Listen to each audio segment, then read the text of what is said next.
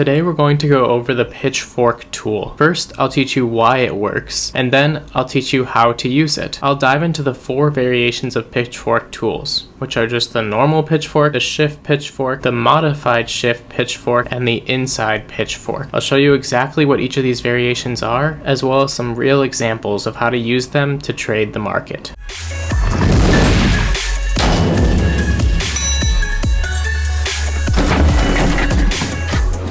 So let's start out with the setup of our Pitchfork tool. So first off, let's click on the Pitchfork tool. On TradingView, this is the 3rd icon down, and it should be the one that shows up for you. If it's not, you can click the arrow right next to it and choose Pitchfork from the top there. Next, we just need to click in 3 different locations to get it to actually show up. I'll click at the bottom here, up here somewhere, and then near the bottom again. And this is what you should see the first time you draw a pitchfork. Now, if you watched any of my previous tutorials on indicators, you know that I like to keep them simple. So let's get rid of the noise in this. I'm gonna right click on it and open settings here. And the first thing I'm gonna do is turn off the background color. Simply hit this checkbox right here and it'll get rid of that. I don't find the backgrounds to be useful because I like to know exactly when price is at one of these pivot points, not when it's somewhere in between. The most important line in a pitchfork is the median line, which defaults as this red color. I actually like it in red because it's so important, but what I like to do is actually make this line a lot thicker. So I'll click this red color here and it'll open up this menu. At the very bottom, I'm going to turn up the thickness to the 3rd thickness. I really want this red line to be defined, and as you can see in the background here, it really is now. This red line is known as the median line in a pitchfork, and you'll see how important it is in every single variation. Next up are the upper median lines and lower median lines. These default to this blue color here, where this is the upper median and this is the lower median. I also like this in blue, but I like it slightly darker, so I'm going to choose this blue that's second from the bottom here, and I'm also going to turn up the thickness to twice this thickness so that these are also easy to see. And the last thing I'm going to do here is change these green lines. Again, I do like a green color for these, but I like a slightly darker one, so I'm going to choose this second from the bottom green. And also, these blue lines and the red line are super important lines in that they're the median, upper median, and lower median lines, as I was just saying. These green lines are just halfway between each of those, so they're not as important. I actually like to make these a dashed line. So if you just click on the box right next to the green there, you can change this to a dashed line here, and I think that looks a lot nicer. So that's really it for the basic setup of a pitchfork. Now you want to go ahead and save this as a template, so just click on template here, click save as, and type in whatever name you want to. Now we're actually going to set up one more template with this pitchfork. While these are the default lines, sometimes it's useful to actually extend these out further. So where this is the 0.5 and this is the 1.0 of a pitchfork, we're going to add on a 1.5 and a 2.0. So let's go ahead and toggle those on by clicking here and here. Now just like with the 0.5, I like to make the 1.5 a dark green color, the same exact color, and I also like to make it dotted as well. Those lines can match each other. I think it's pretty clear which one is which, and I like to see it as such so that the green line is separating each of the important lines. And next up, the 2.0. I like to turn this to a dark purple color, and I'll also make it thicker as well, and there you have it, a second pitchfork. Now, I almost always just leave the first one on, but sometimes when the market is extending just outside of the normal pitchfork,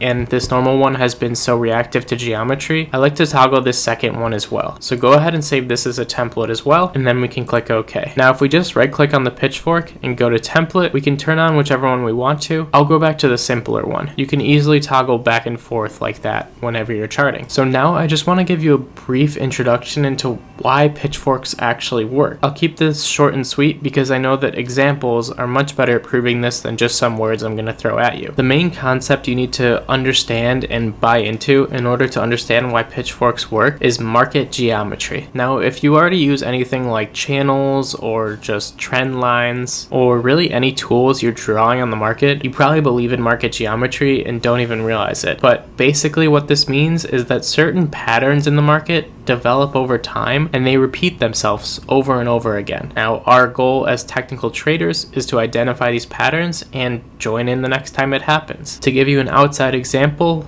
let's say you had a coin where you knew it would flip 3 heads in a row and then tails right after that. every single time over and over again. If you were playing a game with someone to predict what the next outcome would be, it would be very simple to adjust to the pattern that you're seeing and win every single time. Now, the market's obviously not going to be this obvious and clear, but we do see these patterns over and over again, and using tools such as the Pitchfork helps us identify these patterns. So next up, let's discuss how to actually use the Pitchfork. The first step here will be to identify 3 pivots in the market that you want to trade on. Once we get into the variations, I'll show you more about this. Essentially, what we want to do is keep price within the main Pitchfork here, and we hope to see it bounce off of these median lines, including this red thick median line, as well as the blue upper and lower median lines over and over again, so that we can trade on it. If price escapes the main bounds of the Pitchfork, it's typically time to draw another one. And one last tip before we dive into some examples here, the magnet tool in Pitchfork is extremely helpful when drawing Pitchforks. So on the left hand side here, you can see this magnet. You're going to want to turn this on when you start drawing Pitchforks in the market. Basically, this will snap your mouse to the exact high or low that you're hovering over. It'll get you right on that wick. This is really important because a small adjustment in a Pitchfork pivot can make a huge difference way down the line. So just to illustrate this, let's draw a line where the median is way up here, and you can see the arrow is just touching that red line. Let's see what happens when we slightly adjust our bottom pivot to the right and maybe slightly adjust our top pivot down a little bit. So you can see I really didn't move these pivots a ton, but look how much the red line is now off. If we were looking for the price to come down to the red line where it was before, we might slightly miss the trade because it would stop up here versus our red line that we have drawn. So let's start off with an example of the normal Pitchfork. I've just scrolled back on the US dollar to the Canadian dollar chart, all the way as far as it'll go on a 30-minute chart here. I'm going to turn on the magnet tool and draw a Pitchfork. I'll simply click on the low we have down here, and you can see that the tool is helping me magnet right to the very bottom there, which, as I said, will be super important. And then I'm going to click on the top up here, and then I'm going to click on our low just before we start moving upwards. Now, sometimes the magnet tool will be a little bit fudgy, and you can tell right away that this is not on the low. I'm simply going to use this magnifying tool to zoom into where that pivot is just by clicking it and highlighting that area into a box.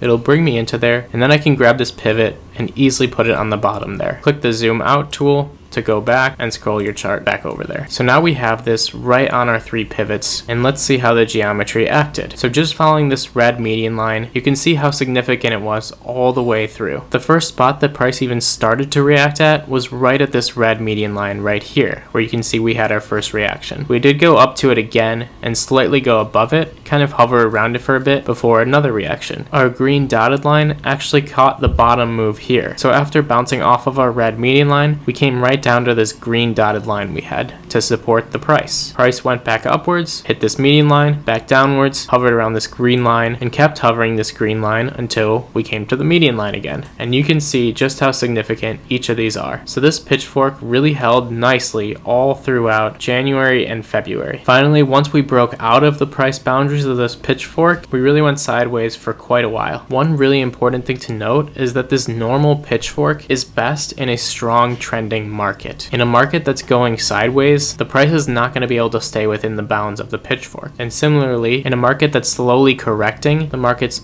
also not going to stay in the bounds of that Pitchfork. In order to handle corrections, we'll dive into our Schiff Pitchfork. So I'll just continue where I left off on this and kind of look at this area as our corrective move. So once we started coming downwards here and we caught a bottom, started to move off of it again, this would be a really good time to start looking to add a Schiff Pitchfork in. So I'm just going to zoom into this area a bit more and see what kind of geometry we can pull. And of course, this is in hindsight, but you can do this in a live chart also. It just takes a bit of practice. So let's take out our Pitchfork tool again and draw some pivots. We'll take the high up here that we were using before and this low down here. Let's say we're somewhere in this time zone right now, and we realize that we had a nice correction. We've got this slight reversal back upwards coming into play, and now we're right here. So let's use this high up here and as our third pivot point. Because remember, we've only seen this much price. We're trying to figure out where we're going to next. Now, immediately upon drawing this, you can see that this median line of the normal Pitchfork actually does capture this initial move downwards because it's such a sharp decline afterwards. Price almost goes directly to it before reversing. However, we kind of want a longer term view than just a few candles, candles. So let's go ahead and turn on our Schiff pitchfork to see where we're going to next. Simply just right click on this, and at the bottom you can choose the Schiff modifier. Now once we turn this on, you can again see how significant this red median line is. It caught this move down here, this move down here, before we really went back up and broke our original pivot. So clearly there was a good amount of geometry from this Schiff pitchfork just from these 3 pivots here. But now that we have a new high in, this pivot right here that we've originally used isn't as significant. So let's go ahead and move this over to our new significant pivot up here and our new significant low down here. And once we do that, you can, of course, once again, see how significant this geometry is. Price hovered around this median line every time I came to it, and we actually went all the way down to our lower median line where the price was perfectly caught this time, up to our median line, down to our lower median line, up to our upper median line, back down to our lower median line. And finally, once we broke out of this market geometry that we had established, the price rocketed upwards. Now, I could show you these examples over and over again just scrolling in this market of how the pitchforks really are significant. However, if you want to see more examples and don't trust that I just randomly pulled these, now is your chance. Grab the Pitchfork tool that we just set up together and go into a random chart. Choose any time frame you want, any chart you want across any market, and just start drawing them. I promise you'll see a bunch of significant examples, just as I've shown. So those are my 2 favorite types of pitchforks, but I do want to show you the other 2 modifiers as well. Let's grab our Pitchfork tool once again and draw it out here. I'm going to right click, of course, and switch this to the modified Schiff. Now you can see this looks pretty significantly different than the original pitchfork we just had. Now to best explain what this is actually drawing here, I'm going to show you an example of an original pitchfork just above it here. And this yellow line I'm drawing is my 3 original pivot points that I clicked on. So the first click drives our median line in a pitchfork, the second click drives the top line,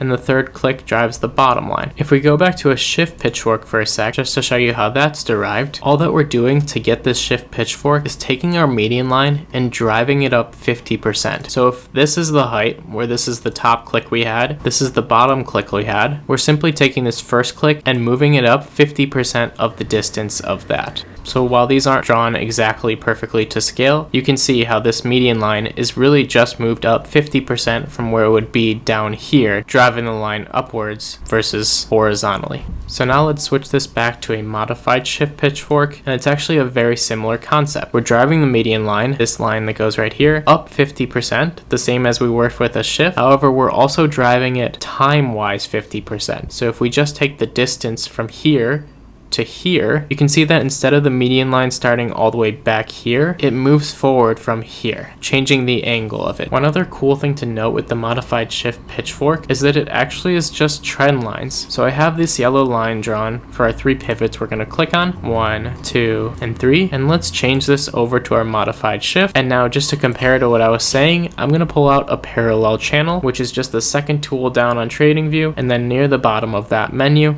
and I'm going to draw a channel based on the 3 pivots I was clicking. So the first one was down here, second one was right here. Let's just pull that sideways, and then we'll click on the 3rd pivot at the top up there. Of course, I didn't draw this to perfection, but I think you can see that the modified Schiff is exactly the same as a parallel channel. So whereas the normal pitchfork is best in an uptrending market, the Schiff pitchfork is best when we're inside of a correction. The modified Schiff pitchfork actually works really well in sideways trending markets, because the price tends to trend between the 2 parallel lines. And finally, the 4th and final type of pitchfork, it's known as an inside pitchfork. Let's go ahead and draw our 3 pivots again and switch this over to an inside pitchfork. This pitchfork is the most significantly different than the others as it goes downwards here. In order to show you how this pitchfork gets drawn, I'm going to actually draw an ABC on the 3 points that I clicked first. Now, I know I teach ABC in Elliott wave theory. Ignore that for now. I'm doing this just for labeling purposes. So our first click was here as the A, our second click was here as the B, and our third was down here as our C. So in an inside pitchfork, the bottom line of the pitchfork, this right here, where the red ends up connecting to the blue, is derived by taking half the distance between the A and the B here, and starting the line there and going through our C pivot. That's our first line. The top line ends up parallel to this line that we drew on the bottom here, but through our B pivot. And finally, our median line is derived by cutting the distance between this B and the C in half and drawing that parallel to the other two lines. Of course, you don't really need to know how these are derived since TradingView does draw all these for you, but it's helpful to know how these are being drawn and why they're being drawn like that. So I'm back on the chart of the US dollar to the Canadian dollar, and let me show you an example of the modified Schiff pitchfork. Let's click on our bottom pivot down here and our top pivot up here. Obviously very significant pivots in price history, and then let's use the low all the way down here. We're trying to figure out where price is going to go next by looking at what we have now. Since you can see this is a pretty sideways market, the normal pitchfork is just way too high up on this median line. Now we might eventually end up coming to it. However, at this point in time that we're looking at on our screen, it's not all that significant. This green line does play nicely into here, but it's always nice to try out other pitchforks. So when I see a sideways market like this, I do want to try out the modified Schiff. So let's turn that on and look how significant that plays in. So after here, you can see that the price does come up to this and kind of hovers around it for a bit, plays on this little green line, hovers the median a little bit more, and finally we actually catch the top of this price movement right at the top of our pitchfork once again. And when we come down here, it comes down really nicely to this median line and kind of plays in between this median line and this green line, bouncing between them before we finally drop it. Price tries to come back upwards, gets rejected by the median line, and we start to go downwards again. This green line doesn't catch this perfectly, but it's pretty good. And just continuing to scroll without narrating the whole thing, I think you can see just how nicely this geometry plays in for months after we've drawn it, with multiple taps on the median line over and over again, multiple taps on that top line, as well as the warning lines playing in nicely as well. Finally, over here, we break below the pitchfork and price just continues to tumble further and further. So just zooming out a bit, it's even more clear how significant the geometry was that we drew only when we knew this much price history on our chart. Finally, let's see if we can throw an inside pitchfork onto our chart. I'm going to click the Pitchfork tool once again, and let's actually just use the significant high here, the significant low down here, and then the next high up here. Again, the normal pitchfork isn't really capturing anything, so I'd start cycling through the different options. If we turn on a shift, this actually does play really nicely into the geometry as well, so that's something I would highly look into on my chart. The modified shift holds it nicely until we get to here, and price kind of breaks above it, although every time we come back down, this upper median line acts as a support line,